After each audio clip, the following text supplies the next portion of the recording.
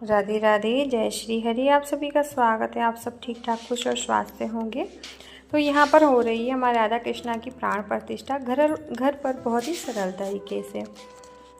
तो ये मैंने मंदिर के आगे ही टेबल रखा है। टेबल के ऊपर गुलाबी और लाल कलर का वस्त्र बिछाया है, जिस पे मैंने कलश की स्थापना करी है, नवग्रह की स्थापना करी है, गणेश जी की स्थापना करी है और अखंड ज्योत की भी स्थापना करी है। सबसे पहले गणेश जी को बिठाया है और उनको भावपूर्ण स्नान करवाया है, और स्नान करवाने के बाद में यहाँ पर इनको बिठाया है और अर्चना करी है कि वंदना करी है कि आप आइए, इस पूजा में सम्मिलित होइए और बिना विघ्न की ये पूजा संपूर्ण हो जाए। और फिर इसी तरीके से हमने नवग्रह की स्थापना करी और नवग्रह से भी विनती करने के बाद में कलश की स्थापना करी। कलश के अंदर जल, गंगा जल, सिक्का, सुपारी और लौंग, इलायची, पुष्प और अक्षत रखकर कलश को भरा और आम के पत्ते रखे और कलश की स्थापना करी। नॉर्मल कलश की स्थापना करी जाती है, उसी तरीके से हमने भी कलश की स्थापना करी। और इसी के साथ हमने राधा कृष्ण जी को उनके आँखों पर पट्टी बांधकर और अंग वस्त्र पहनाकर उनको बिठाया है। पूजा करने हम एक छोटी सी पूजा घर पर इनके आने के उपलक्ष्य में कर रहे हैं। और अखंड ज्योत ये प्रज्वलित हुई, उसके बाद में ये दूसरे दिन सुबह तक चलती रही। और वैसे हमें लगा था ये शाम तक ही जल पाएगी, क्योंकि हमने एक दिन के लिए ही करी थी, लेकिन इनकी कृपा से ये पूरा दिन और पूरी रात जली है और सुबह तक जलती रही। और राधा कृष्णा जी की प्राण प्रतिष्ठा हमने बहुत ही सरल और आसान तरीके से करी है। कोई भी इसमें हमने इनको धान का वास, पुष्पों का वास और फलों का वास नहीं करवाया है। एक सिंपल सी पूजा हमने करी है और इसी तरीके से मैंने पूजा करके सभी हमारे भगवान जी मंदिर में स्थापित करे हैं। तो इनको भी मैंने इसी तरीके से स्थापना करी है और कोशिश करने पर हमें इसी तरीके से करनी चाहिए। जैसे मैं कर रही हूँ, मैं आपको वही बता रही हूँ, आगे आप अपने हिसाब से कीजिएगा। तो यहाँ पर मैंने थाल रखा है और मैंने 2 स्टैंड दीपक प्रज्वलित करे थे, जो कि शाम को, रात को 8, 9, 10 बजे तक भी ये चले थे। और इनको थाल में बिठाकर कांसे की थाली में मैंने बिठाया है, क्योंकि जब हम अभिषेक करते तो हमें अंदाज़ा नहीं रहता है कितना हम जल इसके अंदर डालेंगे, तो पूजा में कोई विघ्न ना आए, इसलिए मैंने बड़ा पात्र भी इसके अंदर रखा है। तो जल के अंदर गंगा जल, गुलाब जल, केवड़ा जल डाला और यहाँ पर दही, दूध, सभी कच्चे दूध से मैं और मेरे पति दोनों मिलकर हम यहाँ पर अभिषेक कर रहे हैं और बच्चे भी पास में बैठे हुए हैं। कच्चे दूध से अभिषेक करा, दही से, सभी जो भी वस्तुएं पंचामृत में रहती हैं अलग अलग भी हमने अभिषेक करा और साथ साथ भी अभिषेक करा। तो यहाँ पर मेरे पति और बच्चे बोल रहे थे भगवान जी को सर्दी लग रही होगी, लेकिन ये स्थापना में मेन पॉइंट रहता है, हमें बड़े भाव से ये करना रहता है। तो यहाँ पर मैंने युगल मंत्र फ़ोन पर लगा दिए थे और खुद से भी कुछ जो भी राधा कृष्ण के ओम नमो भगवते वासुदेवाय का मंत्र है वो भी जपते रहे और इनका नाम भी स्मरण करते रहें। तो यहाँ पर शहद से इनका भी शेक हो रहा है। हल्दी भी मैंने इनको पाँव में और सर पर अर्पण करी, क्योंकि हल्दी बहुत ही पवित्र होती है। ये सारे जो भी हम पूजा में प्रोसेस करते हैं ये एक पवित्रता के लिए करते हैं, क्योंकि जब ये हमारे भगवान जी मूर्तिकार के पास बनते हैं तो अनेक हाथों से बनते हैं, अनेक भावनाएं उनके अंदर चल रही होती, उन सारी भावनाओं के साथ ये हमारे विग्रह, हमारे प्रभु जी तैयार होते हैं।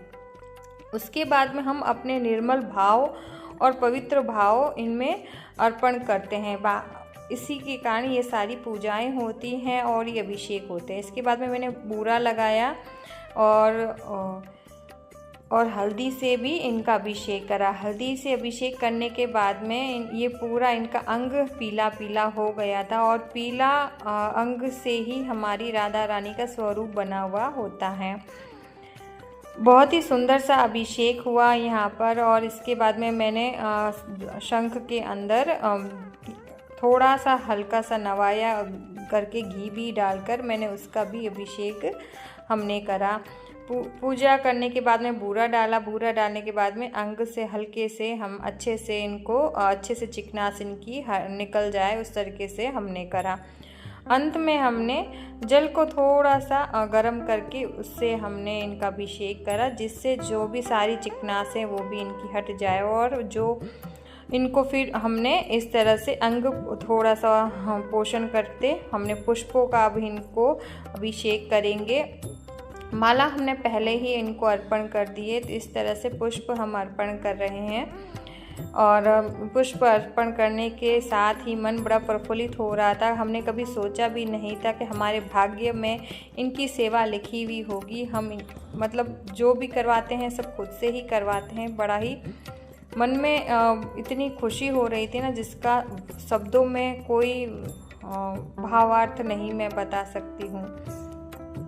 तो इस तरीके से हमने ये सब करा। और इसके बाद में पुष्प की वर्षा करने के बाद में इनको धूप और दीप भी दिखाया, क्योंकि अग्नि सबसे पवित्र मानी जाती है। वो भी हमें इनको थोड़ी नज़दीक ले जाकर पवित्रता, भगवान जी तो सबसे पवित्र होते हैं, लेकिन ये एक प्रोसेस रहता है। हमें जितना कर सकते हैं हम उतना हम करें। हम गृहस्थ आश्रम में इसी तरीके से हमें इनकी स्थापना करनी चाहिए। देखा देखी हमें स्थापना नहीं करनी है कि वो ऐसा करा तो हमें भी वैसा ही करना चाहिए। आप अपने पंडित जी से जाएं, अच्छा समय पूछे, अच्छा दिन पूछे। तो ये पूर्णिमा का दिन था, शुक्ल पक्ष की पूर्णिमा थी और बहुत ही अच्छा दिन था। तो इस दिन हमने इनकी स्थापना करी है।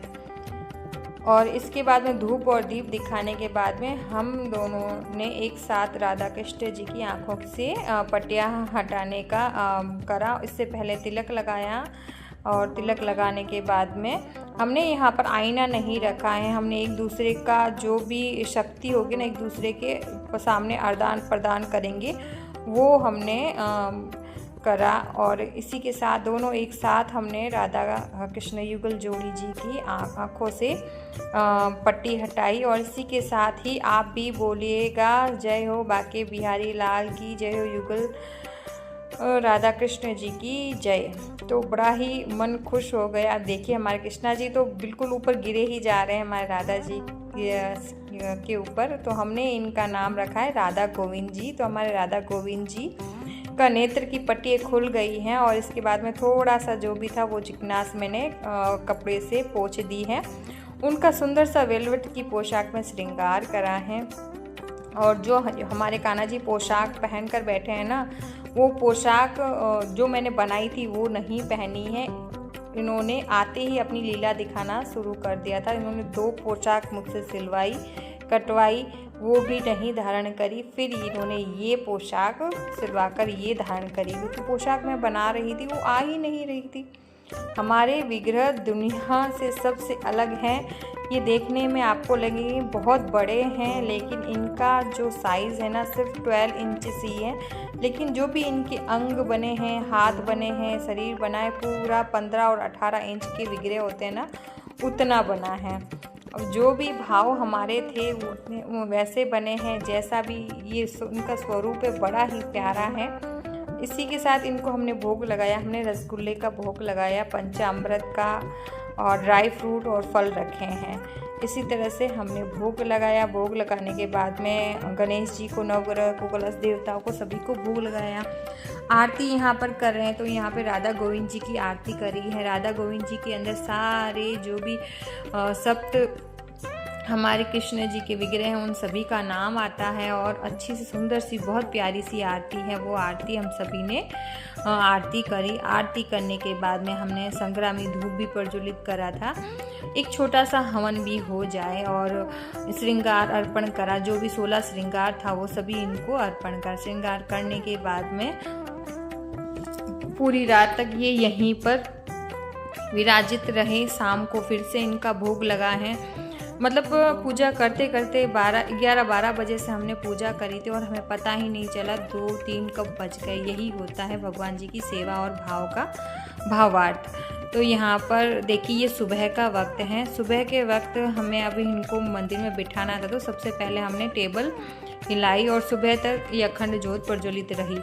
और कलश हिलाया, गणेश जी को हिलाया, नवग्रह को हिलाया। सभी को हिलाने के बाद में अपने यथा उचित स्थान पर इनको बिठा दिया। जहाँ इनका मंदिर में स्थान था वहाँ पर हमने नवग्रह जी को स्थापित करा और गणेश जी को माता पार्वती जी के पास बिठाया और अखंड ज्योत को एक साइड रखा और हमारे राधा कृष्ण जी को अपने मंदिर, अपने घर में इनको स्थापित कर दिया है। अब ये घर के अधिपति हैं।